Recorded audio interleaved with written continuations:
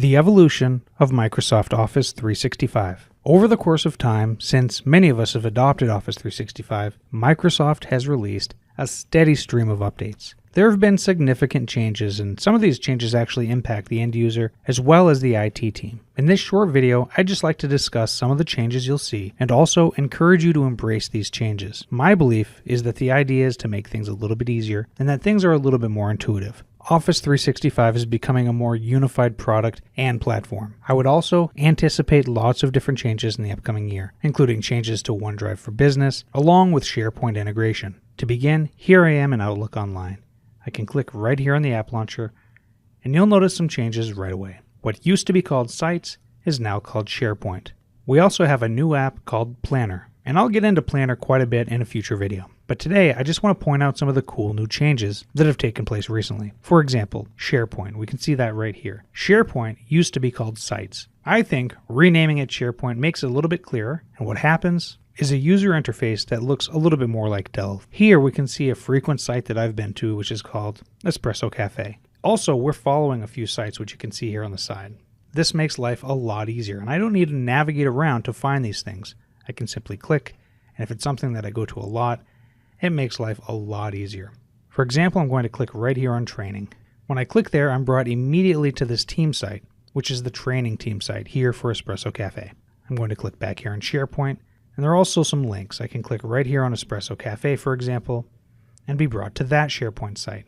You'll definitely see some of these changes, but again, I think they're pretty intuitive. We also have the ability to create a site right from here.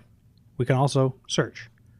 I'm going to click here on the app launcher, and I'm going to go right to Mail. When I go to Mail, I just want to point out a few new things. One that I think is very exciting, which is this little icon over here for Skype. When I click on that, I can see my Skype contacts.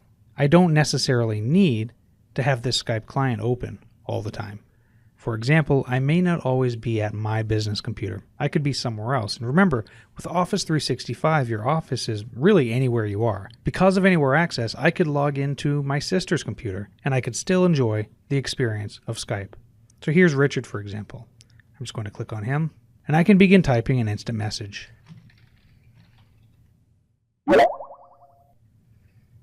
From here, I can click on this plus, and I can always add an additional contact. I'll just click there and add to my contacts. I can also click right here on my contacts. I'll see my list, and I can also search. Another thing with Office 365 is the ability to like a message. Office 365 is becoming more and more like social media. So when somebody sends me a message, I don't necessarily need to reply. I can just like that message, and then when that person checks here, for example, Richard likes a message I sent. Hey Richard, excellent job on the presentation today. Also, when I click here on the gear, my settings are set up just a little bit differently. Create my automatic replies, change my display settings, some offline settings. I can manage my add-ins, change my theme, and also turn my notifications on or off. I'm just going to click cancel. Then there are also my app settings. I can very easily access Office 365, Mail, Calendar, People, as well as Yammer.